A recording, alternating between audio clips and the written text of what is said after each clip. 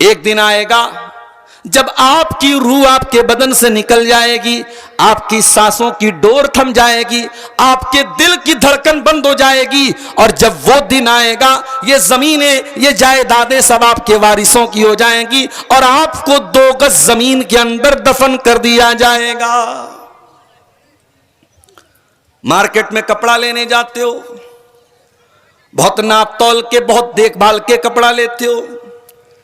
गरीब आदमी अपने हिसाब से कपड़ा लेता है, अमीर आदमी अपने हिसाब से कपड़ा लेता है। कोई बड़े ब्रांडेड का शौकीन होता है, वो अपनी जींस की पैंट भी किसी खास ब्रांड की पहनता है। वो कुर्ते का कपड़ा भी लेने जाता है तो रेमंड्स का लेता है, किसी खास ब्रांड का लेता है। ओ ब्रांडेड करने वालों, जिस दिन तुम्हारा इंतकाल हो जाएगा, तुम्हें कोई ब्रांडेड कपड़ा नसीब ना होगा। तुम्हें कफन के मामूली कॉटन के कपड़े में तुम्हें कफनाया जाएगा। कफन का कपड़ा, सफेद कपड़ा, उसी कफन में गरीब को भी कफनाया जा रहा है, उसी कफन में अमीर को भी कफनाया जा रहा है। यह है तेरी जिंदगी की औकात, यह है तेरी जिंदगी की वास्तविकता, यह है तेरी जिंदगी की हकीकत।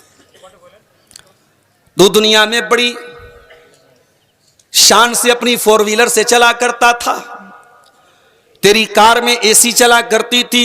तू मई और जून के महीने में भी अपनी कार से निकलता था तो एक पसीने की बूंद भी तेरे माथे पे नहीं आती थी। तेरी गाड़ी की एसी बहुत अच्छी चला करती थी। जब तेरी शानदार गाड़ी तेरे गांव से निकला करती थी, गांव वाले कहा करते थे, हाय हाय ये बड़ा खुश नसीब इंसान है, इसके पास बड़ी महंगी गाड़ी है, इसके पास फॉर्च्यूनर है, इसके पास स्कॉर्पियो है, इसके पास बड़ी महंगी गाड़ियां हैं। ओ महंगी गाड़ियों वालों, ओ महंगी कारों के शौकीन मेरे भाइयों, एक दिन आएगा जब तुम दुनिया से चले जाओगे, तुम्हारी कार कोई और ड्राइव करेगा, तुम्हारी गाड़ियों में को कोई और चलाएगा, तुम्हारे बंगलों का मालिक कोई और हो जाएगा और तुम दूसरों के कंधे पे सवार होके कब्रिस्तान जाओगे। और वो बेटा जो बहुत मोहब्बत करता था आपसे, वो बेटा भी आपको अपने घर में रखने के लिए तैयार नहीं होगा। वो बीवी जो आपके मरने पर बड़े आंसू बहाएगी, 4 महीने तक इद्दत गुजारेगी, 4 महीना 10 दिन तक, वो बीवी भी 4 महीना इद्दत तो गुजारेगी, आंसू तो बहाएगी, मगर वो बीवी भी ये नहीं कहेगी मेरे शौहर को मेरे साथ रहने दो। वो आपके मरने के बाद सब आपको कब्रिस्तान में अकेला छोड़ के चले जाएंगे। कभी आपने गौर किया है, हम रात में बिस्तर पे सोते हैं तो 0 वाट का बल्ब जला के सोते हैं। बिल्कुल अंधेरा हमें पसंद नहीं है, कमरे में हल्की सी लाइट जरूर रखते हैं हम मेरे भाइयों। कभी आपने गौर किया, जब हम कब्र में जाएंगे वहां तो 0 वाट का बल्ब भी नहीं है, वहां तो नाइट बल्ब भी नहीं है, वहां कोई रोशनी अगर मिलेगी तो आपको अपने ईमान से मिलेगी, वहां अगर कोई रोशनी मिलेगी अपने अमल से मिलेगी, अपने किरदार से मिलेगी। फेसबुक पर आपको कितने लोगों ने लाइक किया, वहां इससे कोई मतलब नहीं। इंस्टाग्राम पर आप डिजिटल क्रिएटर बन गए, बड़ी अच्छी आईडी बना ली आपने, बड़े फॉलोअर्स हो गए आपके, बड़े फोटोज आपके डाल रहे हैं आप इंस्टाग्राम के ऊपर, बहुत लोगों ने आपको फॉलो कर लिया है। और दुनिया की फैन फॉलोइंग के पीछे भागने वालों, और दुनिया में सोशल मीडिया पर शोहरत पाने वालों, और दुनिया में सोशल मीडिया के जरिए गंदगी फैलाने वालों और वल्गर फोटो और वीडियो डालने वालों, 4 पैसे तो तुम कमा लोगे, चंद पैसे तो तुम कमा लोगे, लेकिन ये इंस्टाग्राम की आईडी, ये स्नैपचैट की आईडी, ये यूट्यूब का चैनल आपकी कब्र में आपके काम नहीं आएगा। वहां रोशनी मिलेगी तो ईमान से मिलेगी, वहां रोशनी मिलेगी तो अमल से मिलेगी। अकेला छोड़ के सब लोग चले जाएंगे, लोग मिट्टी देने आएंगे, हाथ छोड़ के चले जाएंगे, कोई पुरसाने हाल नहीं होगा मेरे प्यारे साथियों। गौर करो मेरे प्यारे साथियों, इंसान सिर्फ अपनी मौत के ऊपर गौर करे, इंसान दहल जाएगा। सिर्फ अपनी मौत के ऊपर गौर कर ले इंसान को पता चल जाएगा इंसान की औकात क्या है, इंसान की हैसियत क्या है, इंसान कितना बेबस और कमजोर है। इसीलिए अल्लाह कुरान के 27वें पारे में फरमाता है, फलौला इदा बलगतिल हुल्कुम व अंतुम हीनइज़िन तंजुरून। मेरे बंदो, जब तुम्हारी जान निकलने का टाइम आता है, जब तुम्हारी रूह के निकलने का टाइम आता है और तुम अपनी आंखों से देखते हो कि कोई इंसान दुनिया से मर रहा है, कोई दुनिया से जा रहा है, बाप मर रहा है, बेटा अपनी आंखों से देख रहा है, माँ का इंतकाल हो रहा है, बेटा अपनी आंखों से देख रहा है, शौहर का इंतकाल हो रहा है, बीवी अपनी आंखों से देख रही है, व अंतुम हीनइज़िन तंजुरून। देख रहे हो तुम्हारा अपना बिछड़ रहा है, तुम्हारा करीबी दुनिया से जा रहा है, मगर तुम कुछ कर नहीं सकते हो। व नहनु अक़रबु इलैहि मिनकुम वलाकिन ला तुबसिरून। मरने वाला दुनिया से जा रहा है, तुम उसकी चारपाई के पास बैठे हो और तुम्हें यह लगता है कि मेरे बाप का इंतकाल हो रहा है और बाप से सबसे करीब में मैं बैठा हूं, मेरे शौहर का इंतकाल हो रहा है और उससे सबसे करीब में मैं बैठी हूं। ऐ अल्लाह के बंदो, व नहनु अक़रबु इलैहि मिनकुम, तुमसे भी ज्यादा करीब उस मरने वाले के अल्लाह है। अल्लाह तो तुमसे भी ज्यादा करीब है, लेकिन अल्लाह तुमको नजर नहीं आ रहा है। वलाकिन ला तुबसिरून, तुम देख नहीं रहे हो, अल्लाह तो तुमसे भी ज्यादा करीब है। फलौला इन कुंतुम गैर मदीनीन तरजिऊनहा इन कुंतुम सादिकीन। ओ दुनिया वालों, तुम्हें अगर ऐसा लगता है तुम दुनिया में ऐसे ही पैदा हो गए हो। कल मैं इसी झारखंड का एक इलाका है मड्रो, वहां एक बहुत बड़ा पार्क है, उसको फॉसिल पार्क बोलते हैं। वहां कुछ हमारे साथी लोग थे, उन्होंने कहा मौलाना चलिए आपको फॉसिल पार्क की सैर करा देते हैं। दोपहर का टाइम था, मैंने कहा चलो भाई खाली है चलते हैं। गए उस पार्क में, तो वहां जो है हजारों साल पहले जो पेड़ थे, हजारों साल पहले वो पेड़ पत्थर बन गए। अल्लाह की कुदरत से पेड़ पत्थर बन गए। उसी को इंग्लिश में फॉसिल कहते हैं, हिंदी में उसको जीवाश्म बोलते हैं। तो उस पार्क में ऐसे पत्थरों को इकट्ठा कर किया गया है, उसको सजाया गया है। तो वहां एक म्यूजियम भी था। म्यूजियम में हम लोग गए तो वहां पे एक फिल्म हमको दिखाई गई, एक डॉक्यूमेंट्री हमको दिखाई गई। तो डॉक्यूमेंट्री में पूरी दुनिया का इतिहास बताया गया कि ये धरती कैसे बनी, ये कायनात कैसे बनी। अब साइंस वाले तो यही बताते हैं कि कायनात में सिर्फ धूल ही धूल थी, अचानक एक बहुत जोरदार धमाका हुआ, जमीन अलग हो गई, सूरज अलग हो गया, मंगल ग्रह अलग हो गया, सारे जितने गैलेक्सीज हैं सब अलग अलग हो गई।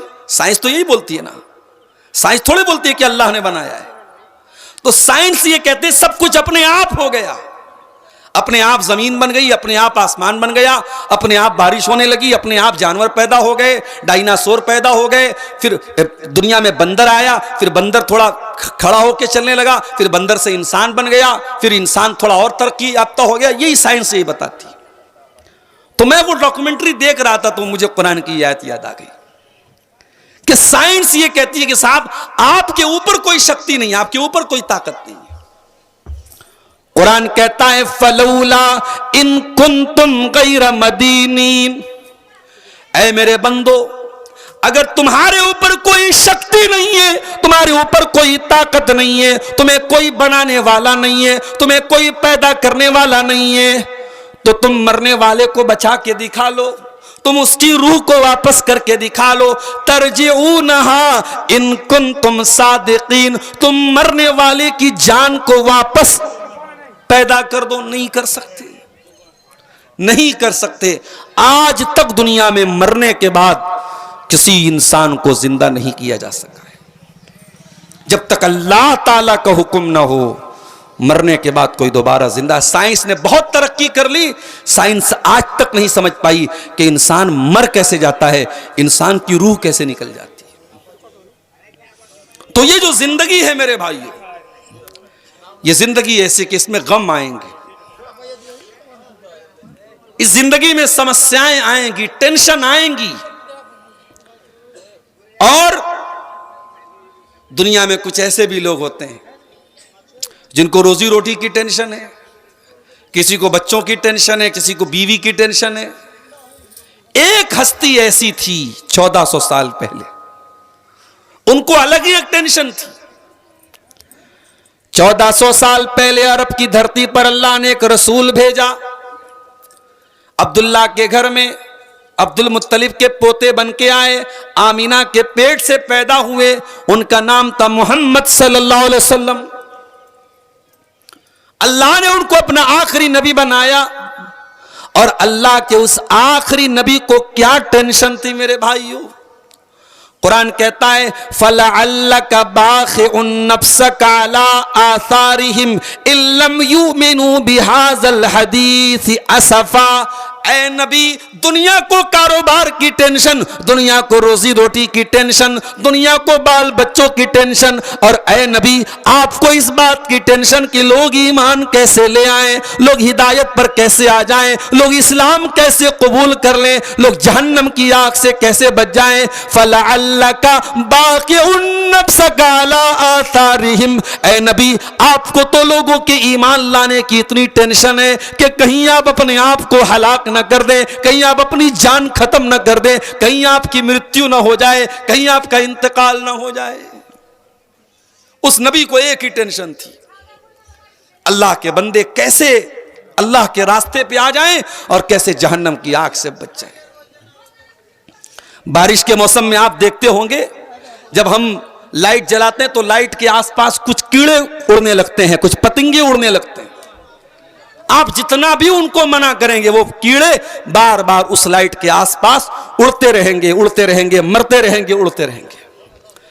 अल्लाह के नबी फरमाते हो लोगों, मेरी मिसाल और तुम्हारी मिसाल उस इंसान की तरह है जो आग जलाता है, और जैसे ही आग जलाता है फजाअल फिराशु वहाज़िही दवाबु तक़उ फिन्नार। तो ये जो पतंगे होते हैं, ये जो कीड़े होते हैं, ये बार बार उस आग में जाने लगते हैं। वो इंसान उन्हें रोकने की कोशिश करता है, उन्हें हटाने की कोशिश करता है, वो मगर पतंगे बार बार उसी आग में जाते हैं। ओ लोगो, मैं अल्लाह का आखिरी नबी बन के आया हूं। अना आखिदुम नार, मैं तुम्हारी कमर पकड़ पकड़ के तुमको जहन्नम की आग से बचाने आया हूं। व अंतुम तक़तहिमून फीहा, लेकिन फिर भी तुम जहन्नम की आग में जलते चले जा रहे हो। तुम बार बार, मैं तो तुमको जहन्नम की आग से रोकने आया हूं, लेकिन फिर भी तुम जहन्नम की आग में जा रहे हो।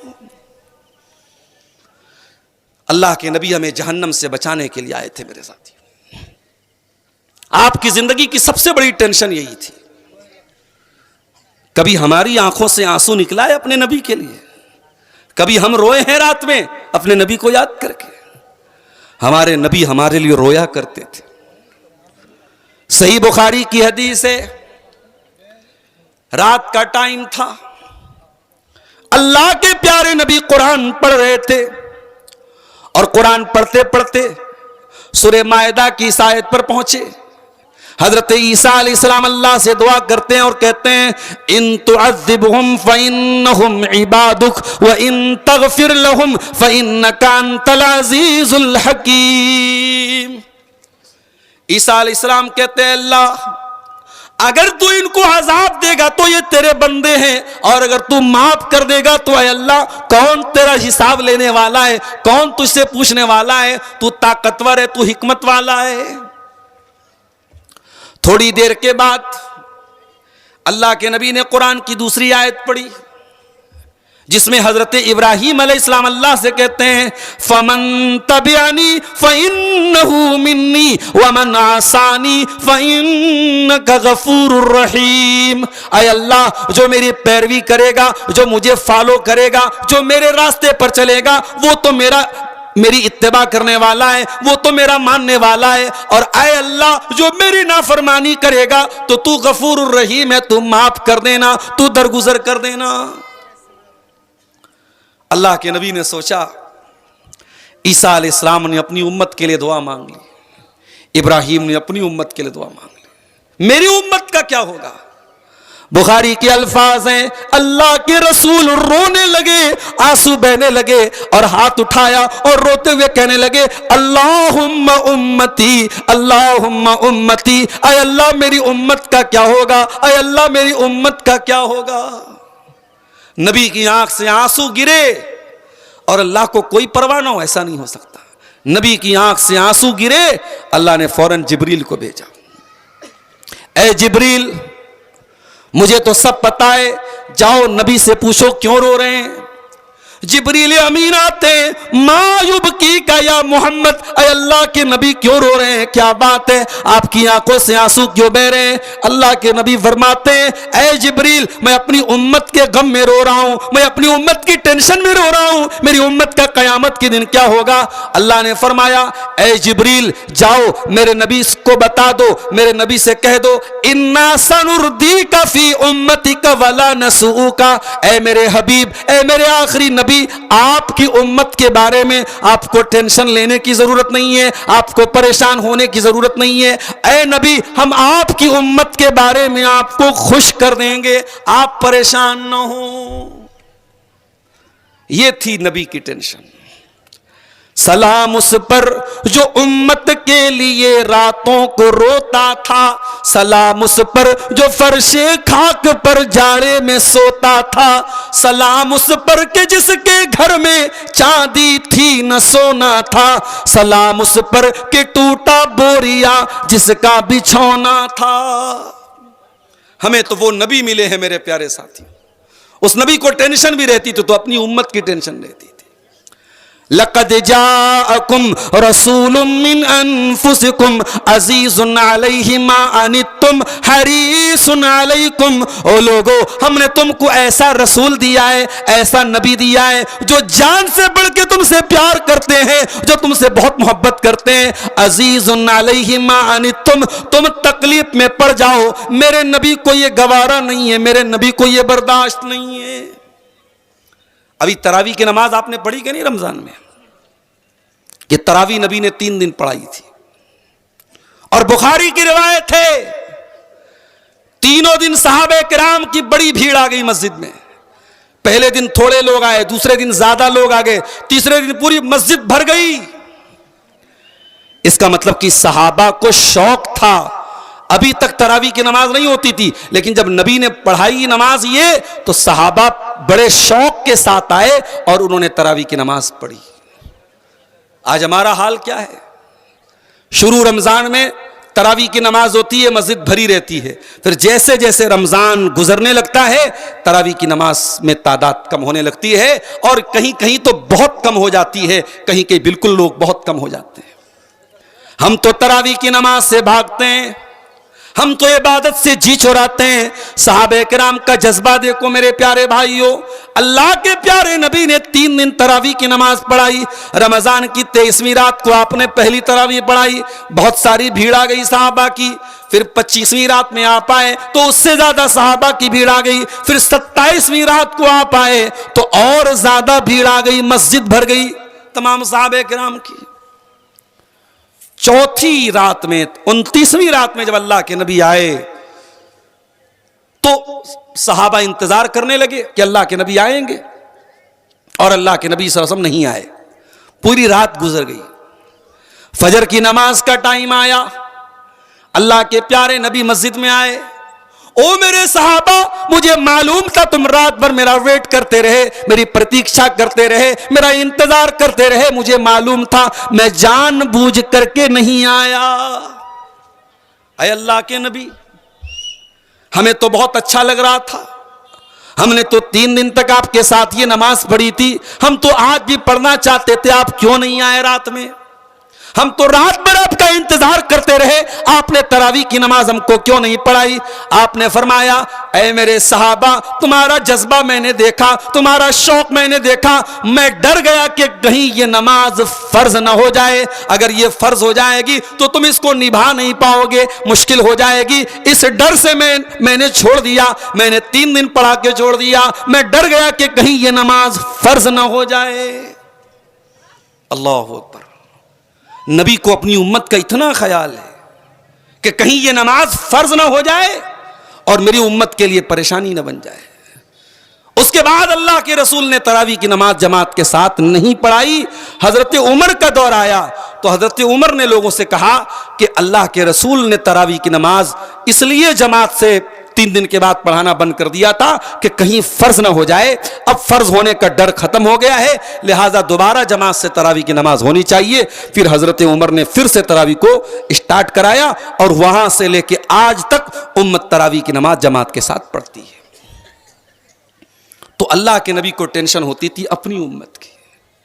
मेरे भाइयों, हमारी जिंदगी में भी बहुत सारी टेंशनें होती हैं। इन टेंशनों का इलाज क्या है? हमारी समस्याओं का समाधान क्या है? हमारी प्रॉब्लम का सॉल्यूशन क्या है? हम अपने मसले को कहां लेके जाए, कहां हल करें?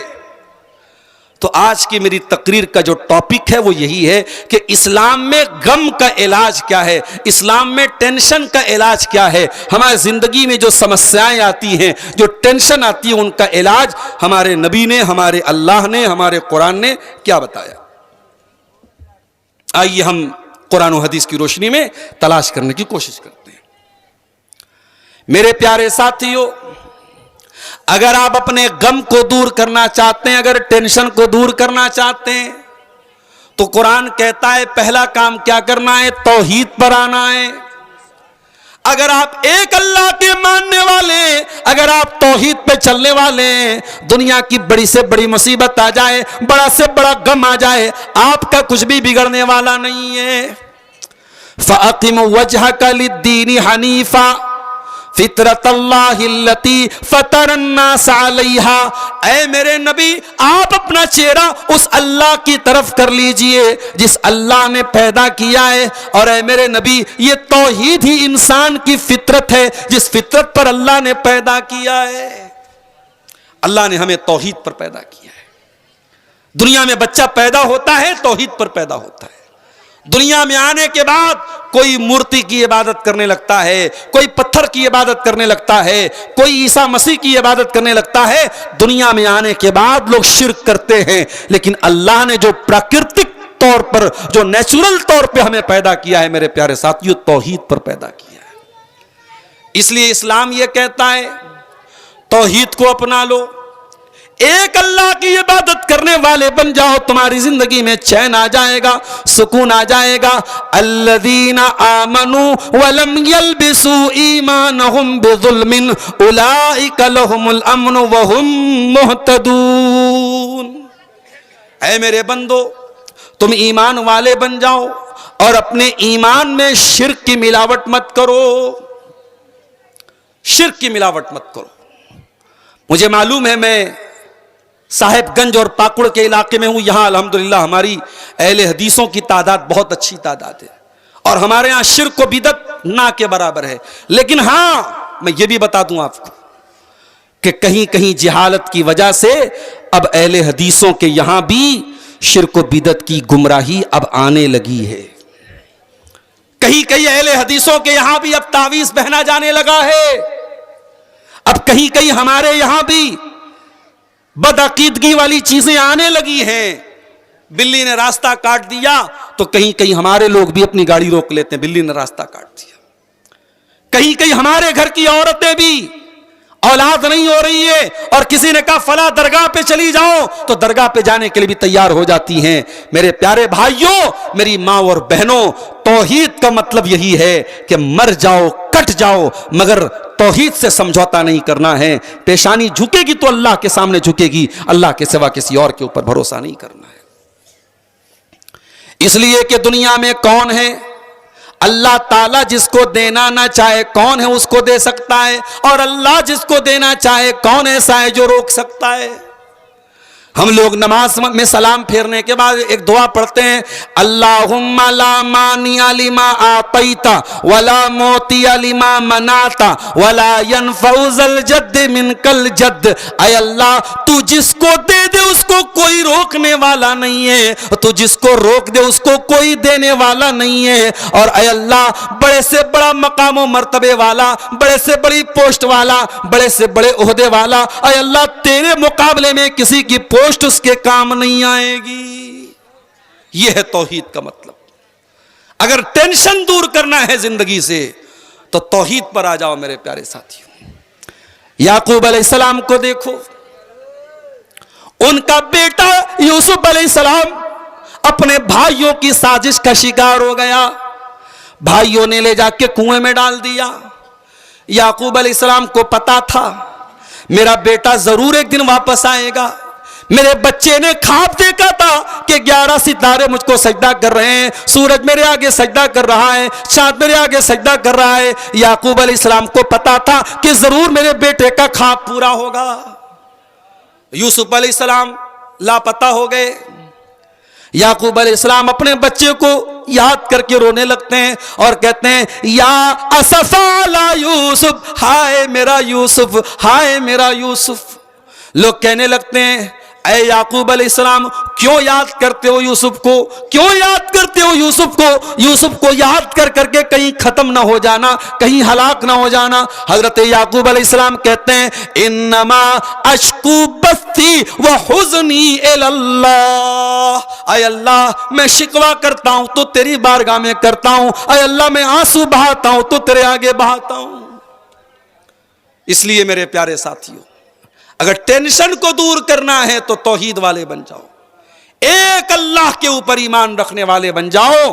जिस इंसान की जिंदगी में तौहीद होगी वो बड़ी से बड़ी टेंशन का सामना कर सकता है। और ये भी याद रखो, तौहीद का अपोजिट है शिर्क। और शिर्क एक ऐसा पाप, एक ऐसा गुनाह है जो अल्लाह कभी माफ नहीं करेगा। इन्नल्लाह ला यगफिरु अन युशरक बिही व यगफिरु मा दून ज़ालिका लिमन यशा। मेरे बंदो, हम शिर्क को माफ नहीं करेंगे। शिर्क से छोटा कोई गुनाह करके आओगे माफ कर देंगे, शिर्क माफ होने वाला नहीं है। अल्लाह ताला शिर्क को माफ नहीं करेगा। और यह भी याद रखो, अगर कोई शिर्क की हालत में मर गया, हमारा अपना बाप ही क्यों ना हो, अपनी मां ही क्यों ना हो, हम उसके लिए मगफरत की दुआ भी नहीं कर सकते। मा काना लिन्नबिय्य वल्लज़ीना आमनू अन यस्तगफिरू लिल मुशरिकीना वलौ कानू उली कुर्बा। ऐ नबी, आपको भी अधिकार नहीं है, ऐ मुसलमानों तुमको भी अधिकार नहीं है कि कोई शिर्क की हालत में मर जाए और तुम उसके लिए मगफरत की दुआ करो। किसी मुशरिक के लिए मगफरत की दुआ करने की इजाजत नहीं है आपको मेरे प्यारे साथी। अल्लाह के नबी को एक मरतबा अपनी मां की याद आई। आपने मां को 5 साल की उम्र में खो दिया था, 6 साल की उम्र। अल्लाह के नबी को मां का प्यार नहीं मिल पाया। 6 साल की उम्र में आपकी मां का इंतकाल हो गया। आपने दुनिया को मां का मर्तबा बताया, दुनिया को मां का मकाम बताया, मगर मां की सेवा करने का, मां की खिदमत करने का मौका अल्लाह के नबी को नहीं मिल पाया। जिन औरतों ने आपको दूध पिलाया था, हजरत हलीमा, हजरत सुवैबा, हजरत उम्मे ऐमन, जो आपकी रजाई माएँ थी, जो आपको दूध पिलाने वाली माएँ थी, जब कभी ये आती थी तो अल्लाह के रसूल उनको बहुत सम्मान देते थे, बहुत इज्जत देते थे। एक मर्तबा हजरत हलीमा आ जाती हैं, अल्लाह के नबी अपनी रजाई माँ को ये देख लेते हैं कि हलीमा आई हैं। अल्लाह के नबी अपनी चादर उतार के बिछा देते हैं, अम्मा हलीमा आ जाओ, मेरी चादर पे बैठ जाओ, ये आपके बेटे की चादर है। इतनी मोहब्बत करते थे अल्लाह के नबी। मां को आपने 6 साल की उम्र में खो दिया। अब जाहिर है 6 साल का बच्चा अपनी मां से जुदा हो जाए तो जिंदगी के हर मोड़ पर उसको मां की याद आती है। एक मर्तबा अल्लाह के नबी को अपनी मां की बहुत याद आई। आप साहबे किराम को लेके अपनी मां की कब्र पे जाते हैं, मां की कब्र को देखते हैं, मां की ममता याद आ जाती है, मां का प्यार याद आ जाता है, मां का गम याद आ जाता है। अल्लाह के नबी रोने लगते हैं और इतना रोते हैं, हदीस के अल्फाज हैं कि आपके आसपास जितने सहाबा थे अपने नबी को रोता हुआ देख के सारे सहाबा भी रोने लगते हैं। फिर आपने रोते हुए फरमाया, हो लोगो, मैंने अल्लाह से इजाजत मांगी थी कि मैं अपनी मां की मगफरत की दुआ करना चाहता हूं, फलम युज़न ली, अल्लाह ने मुझको इजाजत नहीं दी, क्योंकि मां तौहीद पर नहीं थी, माँ अपने बाप दादा के मजहब पर थी, शिर्क पर थी, इसलिए अल्लाह ने माँ की मगफरत की दुआ की इजाजत भी नहीं दी। फिर मैंने अल्लाह से इजाजत मांगी, ऐ अल्लाह तू मुझे माँ की कब्र के पास जाने दो। अल्लाह ने मुझे माँ की कब्र पे जाने की इजाजत दी। इसलिए ऐ लोगों, तुम भी कब्रिस्तान जाया करो, वहां जाने से आखिरत की मौत की याद आती है। ये अल्लाह के रसूल की हदीस है। पता ये चला कि अल्लाह के नबी भी अपनी मां की मगफरत की दुआ करने की इजाजत आपको नहीं मिली। क्यों?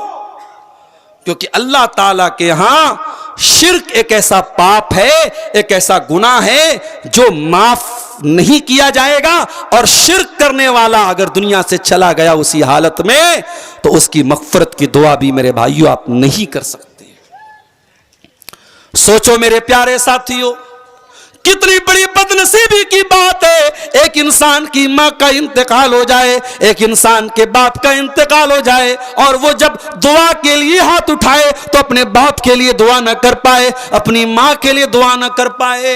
ये इतना बड़ा गुनाह है मेरे प्यारे साथियों। इसलिए हर हाल में अपने दामन को शिर्क से बचाना, कोई ऐसा काम मत करना जो शिर्क हो, अल्लाह की जात में किसी को शरीक मत करना, अल्लाह का अधिकार किसी और को मत देना मेरे प्यारे साथी।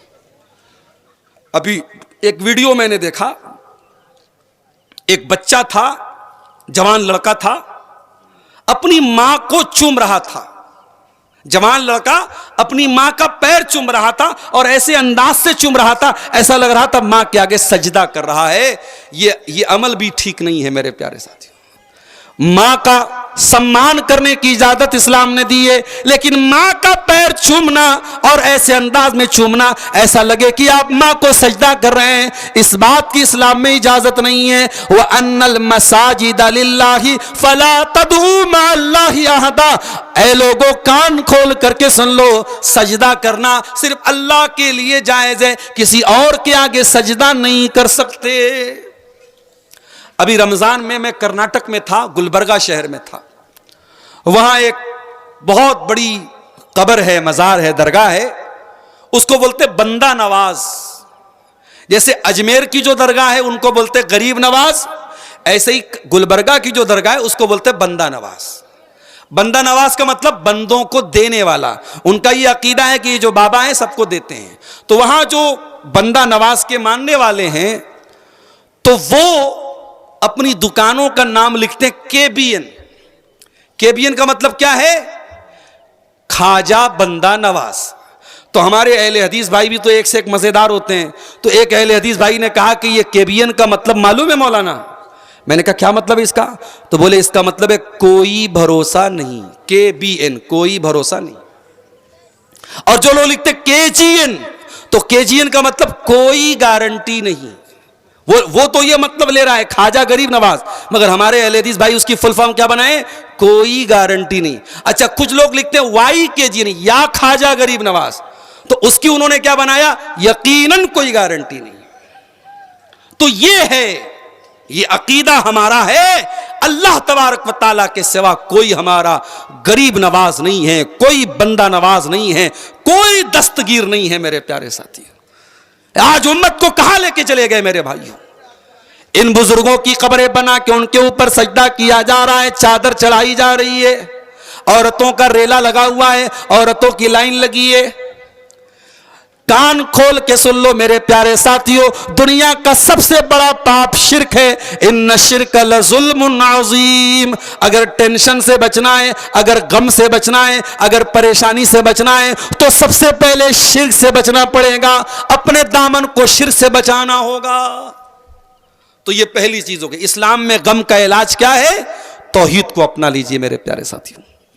दूसरी चीज, अभी रमजान का महीना गुजरा, कभी आपने गौर किया रमजान हमें क्या सिखाने आया था? माफ करना, हमने रमजान का सही मतलब नहीं समझा। रमजान आया, हमने क्या समझा कि रमजान आ गया, भूखे रहने का महीना आ गया, प्यासे रहने का महीना आ गया, 13-13 घंटे 14-14 घंटे भूखा रहना पड़ेगा।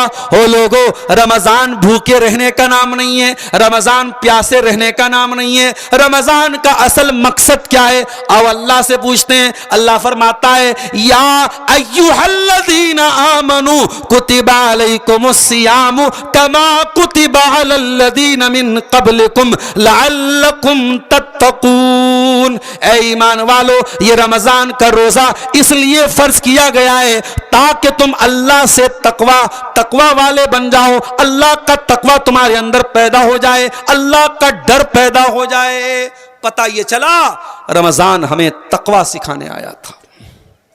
हो लोगों, 1 महीना रोजा रखने के बाद हम सब अपने गिरेबान में झांके कि 1 महीना रोजा रखने के बाद अगर हमने तकवा नहीं सीखा, अगर हमने अल्लाह का डर नहीं सीखा, तो हमने क्या सीखा मेरे भाइयों? रमजान हमारा वजन कम करने के लिए नहीं आया था, रमजान हमें भूखा रखने के लिए नहीं आया था, रमजान हमें तकवा सिखाने आया था। और जानना चाहते हो तकवा क्या है? आओ मैं आपको एग्जाम्पल देता हूं तकवा किसको कहते हैं। अभी तो रमजान फरवरी और मार्च में आ गया ना। अभी ये 6-7 साल पहले, 10 साल पहले ये रमजान अप्रैल में आता था, मई में आता था, तब भी हम रोजा रखते थे। अब ये फरवरी में आ गया, मौसम थोड़ा अच्छा हो गया, तब भी हमें रोजा रखना है। और 2030 में जो रमजान आएगा उसमें 2 बार रमजान आएगा, एक बार जनवरी में आएगा, एक बार दिसंबर में आएगा, तब भी हम रोजा रखेंगे। सर्दी का मौसम रहेगा, आसान रहेगा रोजा रखना, तब भी हम रोजा रखेंगे। अब मान लो गर्मी का रोजा है, गर्मी का मौसम है और आप रोजे की हालत में, आपने जोहर की नमाज पढ़ने के लिए वजू बना रहे हैं आप, और वजू बनाने के लिए आपने कुल्ली करने के लिए पानी मुंह में डाला, पानी मुंह में गया। सुबह 4 बजे आपने सहरी खाई है और तब से आपने पानी नहीं पिया है, बिल्कुल हलक सूख करके कांटा बन चुका है। आपने पानी मुंह में डाला, हलक की डिमांड है कि हमको पानी पिला दो, पानी मुंह के अंदर गया है। अगर पानी थोड़ा सा हलक में गिर जाए तो कोई कैमरा तो नहीं लगा है जो रिकॉर्ड कर ले, कोई देखने वाला तो नहीं है जिसको पता चल जाए। मगर गौर करो मेरे साथियों, एक मुसलमान अपना रोजा नहीं तोड़ता है। गर्मी है, प्यास लग रही है, पानी मुंह के अंदर गया है, 2-4 बूंदे अगर पानी की हलक के अंदर गिरा ले कोई देखने वाला नहीं है, मगर मुसलमान कुल्ली करता है, पानी मुंह में डाल करके बाहर निकाल देता है। इसी का नाम तकवा है मेरे साथियों। जहां कोई देखने वाला ना हो, जहां किसी का कोई डर ना हो, वहां पर अल्लाह का डर हमारे अंदर पैदा हो जाए, इसी का नाम तो तकवा है। और रमजान तकवा सिखाने के लिए आया था मेरे साथियों। हमने रमजान में खाना छोड़ा था रोजे की हालत में, पानी छोड़ा था रोजे की हालत में, बीवी को छोड़ा था रोजे की हालत में। खाना नहीं खाते थे, बीवी के पास नहीं जाते थे, पानी नहीं पीते थे, ये सब चीजें हलाल थी, मगर रोजे की हालत में हराम हो गई। पता ये चला कि रोजा रख करके अल्लाह ताला हमें ये सबक सिखा रहा है, ऐ मेरे बंदे, अगर तू 14 घंटे मेरे कहने पर तू खाना छोड़ सकता है, पानी छोड़ सकता है, तो ऐ मेरे बंदे तू हराम चीजों को क्यों नहीं छोड़ सकता है? आज कितने कारोबार हैं हमारे समाज में जो हराम तरीके से हो रहे हैं। मोबाइल बेचने वाला बजाज फाइनेंस, हमारे यहां ये 0% इंटरेस्ट पर मोबाइल लीजिए, बेच रहे कि नहीं बेच रहे लोग? और मना करो तो जवाब क्या देते? मौलाना धंधा करना है हमको, हम नहीं बेचेंगे फाइनेंस पर, हमारी दुकान नहीं चलेगी, लोग कैश में नहीं खरीदते हैं, लोग नगद नहीं खरीदते, हमें फाइनेंस पर बेचना हमारी मजबूरी है। हराम को मजबूरी बना लिया आपने। जिस नबी ने कहा था कि सूद का खाना हराम है, सूद का खिलाना हराम है, और सूद की गवाही देना हराम है, और सूद को लिखना हराम है, और तू बैठ करके दुकान पर बजाज फाइनेंस के जरिए, सूद के जरिए तू सामान बेच रहा है। यह बात याद रखो मेरे साथियों, किस्तों पर कोई सामान खरीदना बेचना इस्लाम में हराम नहीं है, मगर ये जो बैंकों के थ्रू और फाइनेंस कंपनियों के थ्रू जो फाइनेंस हो रहा है ये हराम है। और क्यों हराम है? क्योंकि उसमें सूद शामिल है। अगर आपने बजाज फाइनेंस से कोई सामान लिया और महीने की जो तारीख ईएमआई की तारीख अगर टाइम से आपने ईएमआई का पेमेंट नहीं किया, अगले दिन फौरन पेनाल्टी लगेगी, फौरन फाइन लगेगी। ये जो पेनाल्टी लग रही है यही सूद है, यही इंटरेस्ट है, यही हराम है। लिहाजा उसका काम करना भी हराम है। आपने हराम को मजबूरी बना लिया।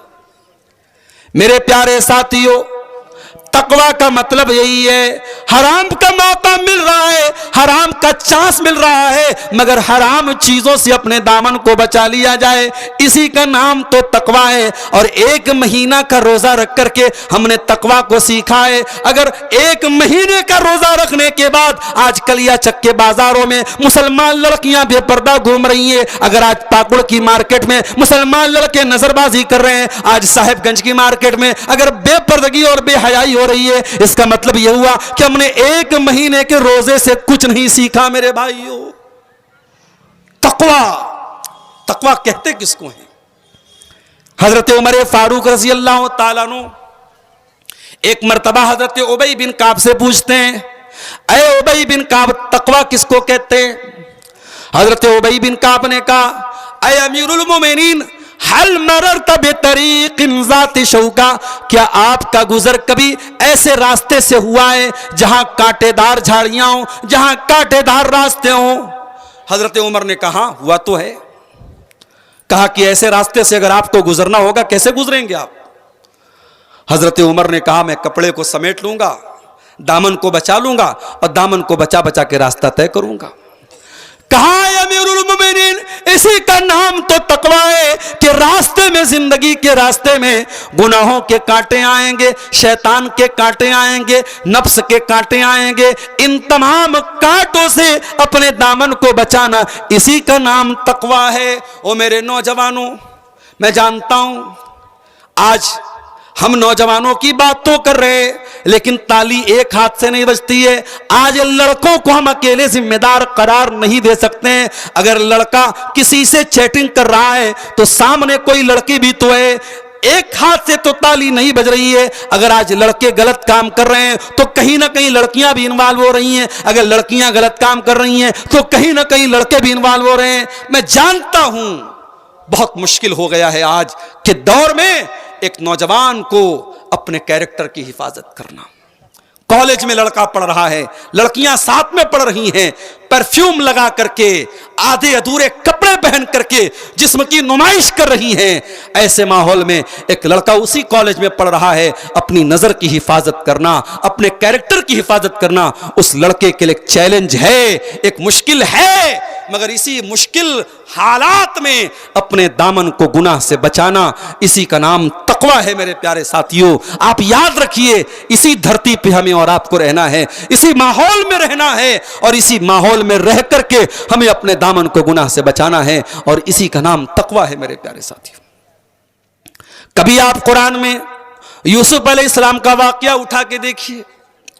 यूसुफ अलैहिस्सलाम के ऊपर जो हालात आए थे मेरे प्यारे साथियों, वो हालात बड़े मुश्किल हालात थे। कुरान कहता है, वरावदतहुल्लती हुवा फी बैतिहा, यूसुफ अलैहिस्सलाम जिस औरत के घर में रहते थे उसी औरत ने उनके ऊपर डोरे डाले थे। उस जमाने में कोई कैमरा नहीं था, कोई पुलिस का डर नहीं था, कोई सीआईडी का डर नहीं था। यूसुफ अलैहिस्सलाम उसी औरत के घर में रहते थे। औरत खूबसूरत थी, जवान थी, यूसुफ भी जवान थे, यूसुफ भी खूबसूरत थे और औरत खुद बुला रही थी और औरत ने घर के सारे दरवाजे भी बंद कर दिए थे। और फिर वो औरत कह रही है कि ऐ यूसुफ मेरे पास आ जाओ। गौर करो मेरे नौजवानों, मेरी माओ बहनों, बुराई करने का सारा मौका मिल रहा था यूसुफ अलैहिस्सलाम को। सारी सिचुएशन बड़ी खतरनाक थी, मगर यूसुफ अलैहिस्सलाम ने अपने दामन को बचा लिया। काला माअज़ल्लाह इन्नहु रब्बी अहसन मसवाया इन्नहु ला युफ्लिहु ज़ालिमून। ऐ अजीज़ मिस्र की बीवी, ऐ मेरी मलका, ऐ ज़ुलेखा, मैं तेरे दावत गुनाह पर लब्बैक न कहूंगा, मैं तेरे साथ ये गलत काम नहीं कर सकता। मेरे अल्लाह ने तेरे घर में मुझको ठिकाना दिया है। ऐ ज़ुलेखा, मैं तेरे साथ ये गलत काम नहीं कर सकता। ये है तकवा। और मेरे प्यारे साथियों, अगर जिंदगी में गम से बचना है तो तकवा वाले बन जाओ। और एक जुमला बोल रहा हूं, नोट कर लो, गुनाह कभी छुप नहीं सकता है। आज हमने कोई पाप किया, कोई गुनाह का काम किया, हमने सारे सबूत भी मिटा दिए, हमने सारे गवाहों को मिटा दिया, मगर वो गुनाह एक न एक दिन दुनिया के सामने आएगा। अगर दुनिया में नहीं आएगा तो कयामत के दिन सामने आएगा।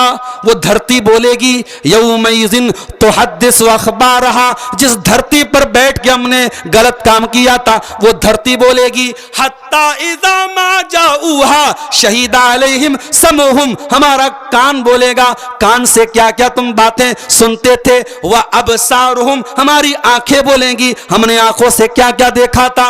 और हमारी चमड़ी बोलेगी, अल्लाह ताला कयामत के दिन हमारी आंखों को भी गवाह बनाएगा, हमारे कानों को भी गवाह बनाएगा, हमारे बदन की त्वचा को, हमारी चमड़ी को भी गवाह बनाएगा। इसलिए मेरे भाइयों, गुनाह से वक्ती तौर पे मजा आ जाएगा, गुनाह से वक्ती तौर पे लज्जत मिल जाएगी, मगर गुनाह का असर बहुत भयानक पड़ेगा। गुनाह आपके बीवी बच्चों को परेशानी में डालेगा, आपको परेशानी में डालेगा, आपके कारोबार को परेशानी में डालेगा। इसलिए तकवा वाले बन जाओ, गुनाह से बचने वाले बन जाओ। और जब गुनाह से बचने वाले बन जाओगे तो अल्लाह गारंटी लेता है, वलौ अन्ना अहलल कुरा आमनू वत्तकौ लफतहना अलैहिम बरकातिम मिनस समाई वल अर्दी। ऐ मेरे बंदो, अगर तुम तकवा वाले बन जाओ, तुम अल्लाह से डरने वाले बन जाओ, तो हम जमीन व आसमान की बरकत के दरवाजे खोल देंगे तुम्हारे ऊपर। ऐ बिजनेस करने वालों, ऐ मोबाइल शॉप चलाने वालों, इलेक्ट्रॉनिक सामान चलाने वालों, अल्लाह की कसम, आप हराम तरीकों से पैसा कमाने के चक्कर में ना पड़ो। अल्लाह हलाल से इतनी बरकत देगा कि आप सोच भी नहीं सकते। हलाल में अल्लाह बरकत नहीं देता है, बहुत बरकत देता है। हलाल के जरिए भी लोग करोड़पति बने हैं और बनते हैं मेरे साथ। अभी एक आदमी से मेरी मुलाकात हुई, कर्नाटक में, अरबपति आदमी है और हलाल तिजारत है, बेकरी का बहुत बड़ा कारोबार है। अपनी मां के नाम से उन्होंने मदरसा कायम किया, बाप के नाम से उन्होंने मस्जिद बनाई, बहुत दीन का काम कर रहे हैं मेरे प्यारे साथियों। इसलिए यह बात याद रखिए, अल्लाह हलाल तरीके से भी आपको इतनी रोजी देगा कि आप सोच भी नहीं सकते। तो यह दूसरी चीज है, तकवा वाले बन जाओ, जिंदगी से गम दूर हो जाएगा, टेंशन दूर हो जाएगी। इस्लाम में गम को दूर करने का तीसरा तरीका, जिंदगी से टेंशन को दूर करने का तीसरा तरीका क्या है मेरे भाइयों? अल्लाह से तौबा किया करो, अल्लाह से माफी मांगा करो, अल्लाह के सामने अपने गुनाहों की माफी मांगा करो। ये जलसा हो रहा है, जलसा खत्म हो जाए, घर जाओ, वजू कर लो, और अल्लाह ताला अगर तौफीक दे तो 8 रकात पढ़ लेना, 8 नहीं पढ़ सकते तो 6 पढ़ लेना, 6 भी नहीं पढ़ सकते तो 4 पढ़ लेना, 4 भी नहीं पढ़ पाते तो 2 रकात पढ़ लेना।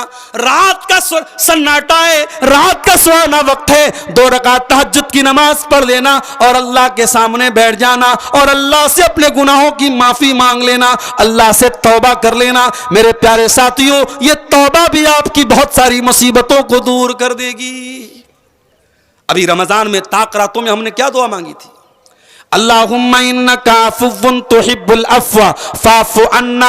आय अल्लाह, तू माफ करने वाला है, तू माफी को पसंद करता है। आय अल्लाह, तू हमको भी माफ कर दे। हमने ताक़रातों में, हमने शबे कद्र में भी अल्लाह ताला से तौबा की थी, हमने अल्लाह से माफी मांगी थी।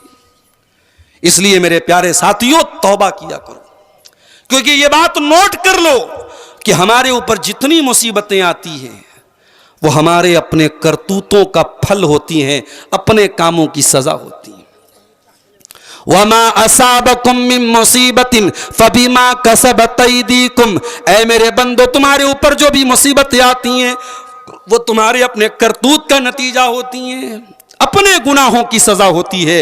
लिहाजा अल्लाह ताला से मफ़रत तलब किया करो, माफी मांगा करो। हजरत नूह अलैहिस्सलाम अपनी कौम से कहते हैं फ़कुल्तु अस्तग़फिरू रब्बकुम इन्नहु कान गफ़्फ़ारा। ऐ मेरी कौम के लोगों, अल्लाह ताला से इस्तिग़फ़ार किया करो, अल्लाह ताला से माफ़ी मांगा करो, अल्लाह बहुत बख्शने वाला है। युरसिलिस समा अलैकुम मिदरारा, जब तुम अल्लाह से माफ़ी मांगोगे, जब इस्तिग़फ़ार करोगे, अल्लाह आसमान से बारिश भी नाजिल फरमाएगा। व युमदिदकुम बि अमवाल, अल्लाह माल भी तुमको देगा। व यजअल लकुम जन्नाति व यजअल लकुम अनहारा, अल्लाह माल भी देगा, अल्लाह औलाद भी देगा, अल्लाह बाग भी देगा, अल्लाह नहरें भी देगा। इमाम हसन बसरी के पास एक आदमी आया, उसने कहा इमाम साहब, कारोबार में बड़ा घाटा हो रहा है, बड़ा नुकसान हो रहा है, कोई दुआ बता दीजिए, कोई तरीका बता दीजिए। इमाम हसन बसरी ने कहा जाओ इस्तिग़फ़ार करो। दूसरा आदमी आया, इमाम साहब शादी के कई साल हो गए, औलाद नहीं हो रही है, औलाद की नेमत से महरूम हूं, कहा जाओ इस्तिग़फ़ार करो। तीसरा आदमी आया, इमाम साहब बारिश नहीं हो रही है, सूखा पड़ा हुआ है, कहा जाओ इस्तिग़फ़ार करो। चौथा आया, इमाम साहब मेरे खेत में पैदावार नहीं हो रही है, मेरे पेड़ों में फल नहीं आ रहा है, कहा जाओ इस्तिग़फ़ार करो। लोगों ने कहा ऐ इमाम हसन बसरी क्या बात है, हर मसले का एक ही हल बता रहे हैं, हर मरज की एक ही दवा बता रहे हैं। कहा वो लोगों, ये दवा मैं नहीं बता रहा हूं, ये दवा कुरान बता रहा है, ये कुरान के 29वें पारे में अल्लाह बता रहा है फ़कुल्तु अस्तग़फिरू रब्बकुम इन्नहु कान गफ़्फ़ारा युरसिलिस समा अलैकुम मिदरारा। इस्तिग़फ़ार से बहुत सारी मुसीबतें मेरे प्यारे साथियों दूर हो जाएंगी। तो इस्लाम में गम का यह तीसरा इलाज है कि हम अल्लाह ताला से तौबा और इस्तिग़फ़ार करें। चौथी चीज, अल्लाह का जिक्र किया करो, अल्लाह को याद किया करो, उठते बैठते चलते फिरते अल्लाह का नाम लिया करो। सुभान अल्लाह, अल्हम्दुलिल्लाह, ला इलाहा इल्लल्लाह, अल्लाहु अकबर पढ़ते रहा करो। घर में जाओ बिस्मिल्लाह पढ़ के जाओ, घर से बाहर निकलो बिस्मिल्लाह तवक्कलतु अलल्लाह पढ़ के निकलो। खाना खाओ तो अल्लाह का नाम लेके खाना खाओ, खाना खाने के बाद अल्लाह का शुक्र अदा करो। अगर आपकी जिंदगी में अल्लाह का जिक्र है तो आप कभी परेशान नहीं हो सकते हैं मेरे साथियों। अल्लाह के प्यारे नबी फरमाते हैं कि अल्लाह ताला कहता है अना इंदा ज़न्नी अब्दी बी व अना माहू इज़ा ज़करनी, मैं अपने बंदे के साथ होता हूं। मेरा बंदा जब भी मुझको याद करता है मैं अपने बंदे के साथ होता हूं। अगर मेरा बंदा अकेले में मुझको याद करता है तो मैं भी अपने नफ्स में उसको याद करता हूं। अगर मेरा बंदा किसी महफिल में मुझको याद करता है मैं उससे अच्छी महफिल में उसको याद करता हूं। अगर मेरा बंदा एक बित्ता मेरे करीब आता है मैं एक हाथ उसके करीब आता हूं। अगर मेरा बंदा एक हाथ मेरे करीब आता है मैं एक गज उसके करीब आता हूं। मेरा बंदा चल के मेरे पास आता है मैं दौड़ के उसके पास आता हूं। अल्लाह बहुत करीम है मेरे प्यारे साथियों। यह एहसास अपने अंदर पैदा कर लो कि अल्लाह हमारे साथ है। हिंदुस्तान के मौजूदा हालात और हमारे कौम के जो हालात हैं, हमें यह बात याद रखनी चाहिए कि अगर हमारे दिल में यह एहसास है कि अल्लाह हमारे साथ है तो अल्लाह जरूर हमारी मदद करेगा। मेरे प्यारे साथियों, याद करो अल्लाह के नबी जब गारे सौर में थे,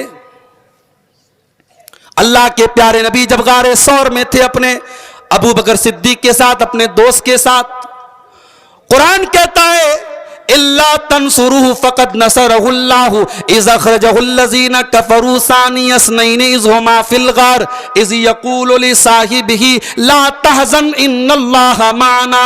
याद करो जब मेरा नबी गार में था और मेरे नबी के साथ उनके दोस्त भी थे, और जब उनके दोस्त ने कहा कि ऐ अल्लाह के नबी, ऐ अल्लाह के नबी हमारा क्या होगा, यहां तो दुश्मन बिल्कुल करीब आ चुका है, तो अल्लाह के नबी अपने दोस्त से कह रहे थे ला तहज़न इन्नल्लाह माना, अल्लाह हमारे साथ है, अल्लाह हमारे साथ है।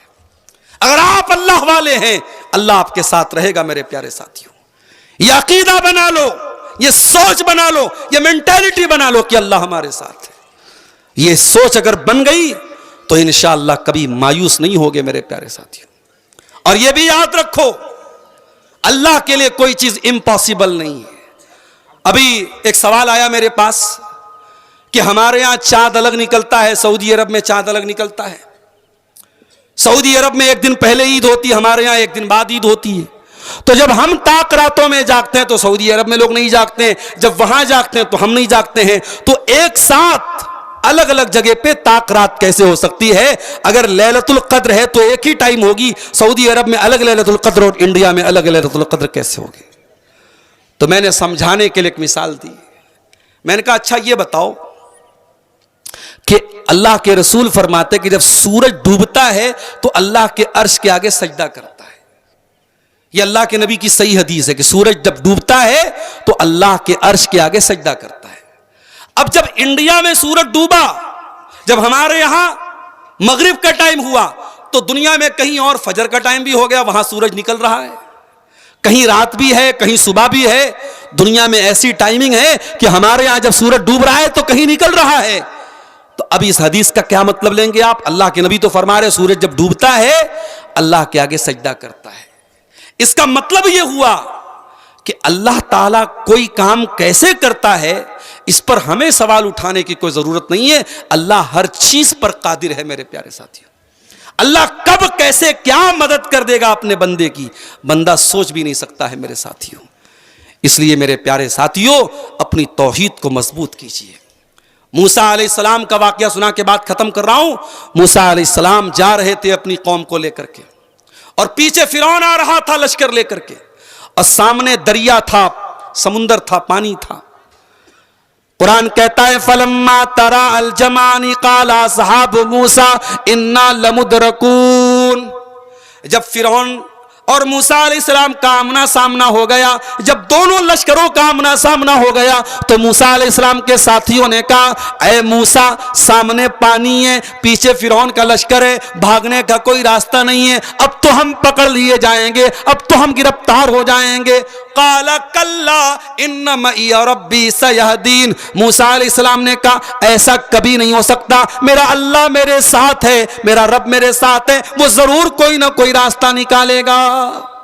जब मूसा अलैहिस्सलाम ने इतने यकीन के साथ कहा कि मेरा अल्लाह मेरे साथ है, तो अल्लाह ने मूसा अलैहिस्सलाम से क्या कहा? फ़अौहैना इला मूसा अन इज़रिब बिअसाकल बहरा। ऐ मूसा अपनी लाठी को पानी के ऊपर मार दो। मूसा अलैहिस्सलाम ने पानी को लाठी को पानी पर मारा। फनफलक फकान कुल्लु फिरकिन कत्तौदिल अज़ीम। पानी के अंदर दो टुकड़े हो गए, पानी के अंदर रास्ता बन गया। फरक्का का ब्रिज बनने में कई साल लग रहे हैं। आज एक समुंदर के ऊपर एक ब्रिज बनने में करोड़ों की लागत लगती है, और यहां अल्लाह ने एक लाठी के जरिए समंदर में ब्रिज बना दिया, रास्ता बना दिया। दोनों तरफ का पानी रुक गया और उसी रास्ते पर मूसा अलैहिस्सलाम अपने साथियों को लेकर चले गए। मेरे प्यारे साथियों, अगर हमारी जिंदगी में अल्लाह तबारक व तआला की ज़ात पर तवक्कुल होगा, अल्लाह की तौहीद होगी, तो इंशाअल्लाह हमें कोई गम और कोई टेंशन नहीं होगी। मौजू बहुत वसी था, और भी पहलू थे, लेकिन हमारे बुजुर्ग हमारे मोहतरम शेख बदरुद्दोजा साहब तशरीफ ला चुके हैं। मैं अपनी बात को यहीं पर ख़त्म करते हुए अल्लाह से दुआ करता हूँ रब्बुल आलमीन हर गम और हर टेंशन से हम सब की हिफाजत फरमाए। अल्लाह ताला हमें तौहीद पर कायम रखे। मेरे भाइयों, आप हजरात इस मस्जिद के लिए चंद मिनट में आपके सामने बैठा हूं, आप आइए और आगे बढ़ करके कुछ इस मस्जिद के लिए आप ताउन करते हुए जाइए। अल्लाह ताला आप सबके इस नेकी को कबूल फरमाए। मैं बस 5 मिनट आपके सामने बैठा हूं। इस 5 मिनट के अंदर जो मुख्तसर आप अल्लाह की राह में जो भी दान दे सकते हैं, चंदा दे सकते हैं, अल्लाह के इस घर के लिए देते हुए जाएं। अल्लाह ताला आपके सबके ताउन को कबूल फरमाए। नौजवान सब कौम की पूंजी है, ताकत है, इन्हीं के अज़्म हिम्मत से मसाइल को हराना है। जहाँ भी आलिमाने हक हो उनको रहनुमा कर लो। जहाँ भी आलिमाने हक है उनको रहनुमा कर लो। उन्हीं की रहनुमाई में हिदायत हमको पाना है। जो माँ की गोद बन जाए जनाबे हाजरा जैसी, जो माँ की गोद बन जाए जनाबे हाजिरा जैसी नई नस्लों को फिर बेशक बुलंदी ही पे जाना है। और आखिरी शेर समाप्त फरमाए, जवानों तुम सुधर जाओ मेरी बहनों सुधर जाओ, जवानों तुम सुधर जाओ मेरी बहनों सुधर जाओ, जहाने रंग बू में फिर नया एक दौर लाना है। बिखरती कौम मिल्लत को अगर शर से बचाना है, तो हम सबको फराइज़ अपने बढ़ चढ़ कर निभाना है। सदर मोहतरम, उलमाए किराम, मोहतरम बुजुर्गों, नौजवान साथियों, माँओं और बहनों, प्यारे बच्चों, जमालपुर नाम का ये गांव, जहां तकरीबन 3 महीना पहले जनवरी की 1 तारीख को भी एक प्रोग्राम मेरा हुआ था,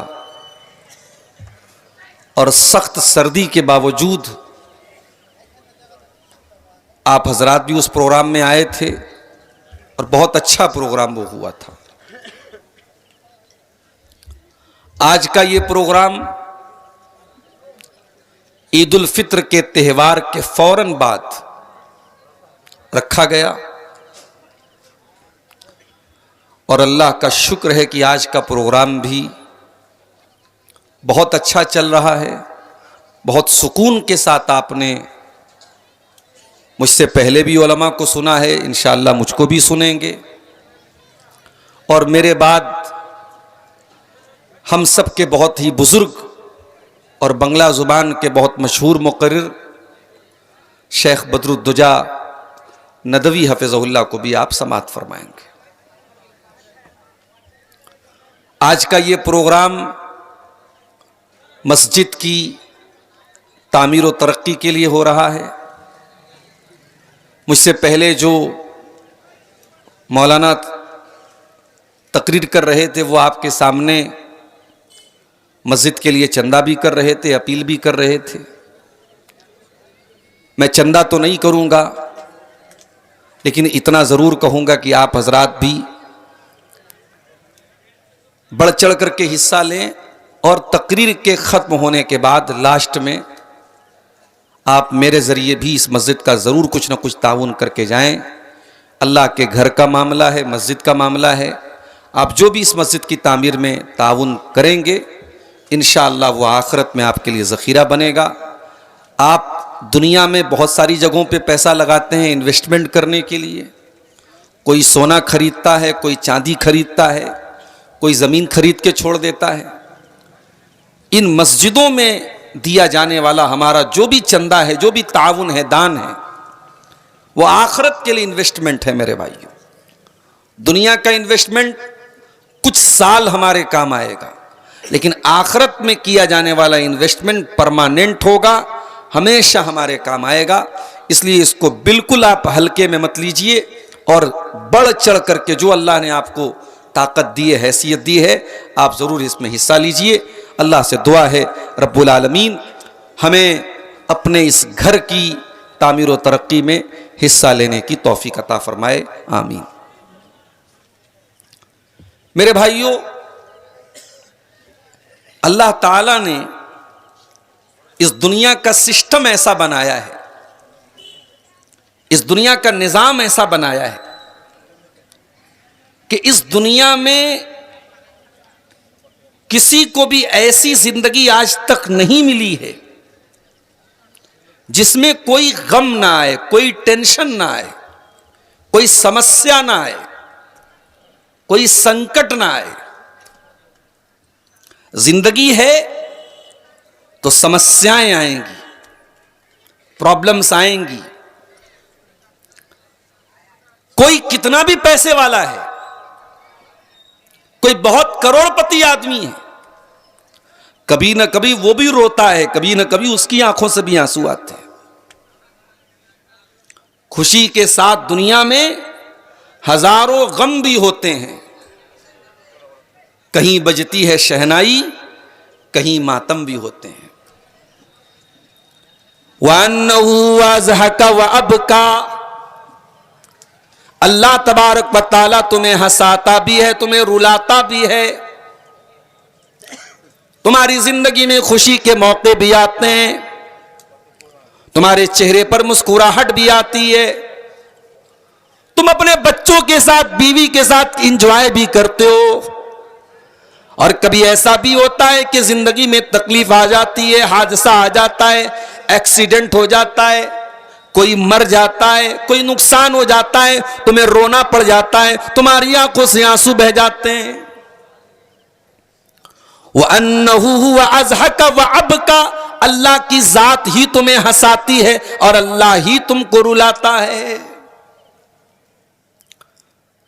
लक़द खलक़नल इंसाना फ़ी कबद, हमने इंसान को ऐसा पैदा किया है कि वो सारी जिंदगी संघर्ष करता है, परेशानियों से जूझता रहता है। इंसान की जिंदगी में जरूर मसले मसाइल आते हैं,